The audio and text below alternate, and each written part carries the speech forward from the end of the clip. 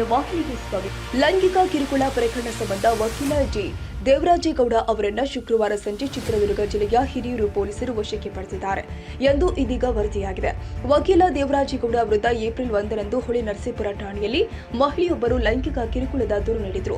10 ತಿಂಗಳ ಹಿಂದೆ ಪರಿಚಯವಾಗಿದ್ದ ದೇವರಾಜೇಗೌಡ ಆಗಾಗ ಫೋನ್ ಮಾಡಿ ಹೊಳೆ ನರಸೀಪುರದಲ್ಲಿ ಮನೆ ಕಟ್ಟಿಸಿಕೊಡುತ್ತೇನೆಂದು ನಂಬಿಸಿದ್ದಂತೆ.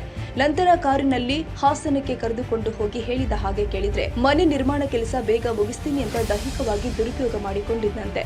ನಂತರ ಅಶ್ಲೀಲ ವಿಡಿಯೋ ಚಿತ್ರೀಕರಣ ಮಾಡಿಕೊಂಡು ಬ್ಲಾಕ್ ಮೇಲ್ ಮಾಡ್ತಾ ಇದೆ ಎಂದು ಆರೋಪಿಸಿ ಮಹಿಳೆಯೊಬ್ಬರು ಪೊಲೀಸ್ ಠಾಣೆ ಮೆಟ್ಟಿಲೇರಿದ್ರು ಹಾಗೂ ಖಾಸಗಿ ವಾಹಿನಿಗೆ ಸುದ್ದಿಗೋಷ್ಠಿ ಕೊಟ್ಟಿದ್ರು. ಈ ಸಂಬಂಧ ವಿಚಾರಣೆಗೆ ಕರೆದು ಕೂಡ ದೇವರಾಜೇಗೌಡ ಹಾಜರಾಗಿರಲಿಲ್ಲ ಎನ್ನಲಾಗಿದೆ. ಹೊಳೆ ನರಸೀಪುರ ಪೊಲೀಸರ ಮಾಹಿತಿ ಮೇರೆಗೆ ಚಿತ್ರದುರ್ಗದ ಹಿರಿಯೂರು ಪೊಲೀಸರು ದೇವರಾಜೇಗೌಡರನ್ನ ವಶಕ್ಕೆ ಪಡೆದಿದ್ದು ತಡರಾತ್ರಿ ಠಾಣೆಗೆ ಕರೆತಂದಿದ್ದಾರೆ ಎನ್ನಲಾಗ್ತಾ ಇದೆ. ಸಂಸದ ಪ್ರಜ್ವಲ್ ರೇವಣ್ಣ ಅವರಿಗೆ ಸಂಬಂಧಿಸಿದ್ದು ಎನ್ನಲಾದ ಪೆನ್ ಡ್ರೈವ್ ಬಿಡುಗಡೆ ಹಿಂದೆ ಉಪಮುಖ್ಯಮಂತ್ರಿ ಡಿಕೆ ಶಿವಕುಮಾರ್ ಅವರ ಕೈವಾಡವಿದೆ ಎಂದು ದೇವರಾಜೇಗೌಡ ಗಂಭೀರ ಆರೋಪ ಮಾಡಿದ್ರು ಹಾಗೂ ಹಾಸನ ಸಂಸದ ಹಾಗೂ ಹೊಳೆ ನರಸೀಪುರ ಶಾಸಕ ರೇವಣ್ಣ ಅವರ ಬಗ್ಗೆ ಗಂಭೀರ ಆರೋಪಗಳ ಸರಮಾಲೆ ಹೊರಸೂಸುತ್ತಿದ್ರು.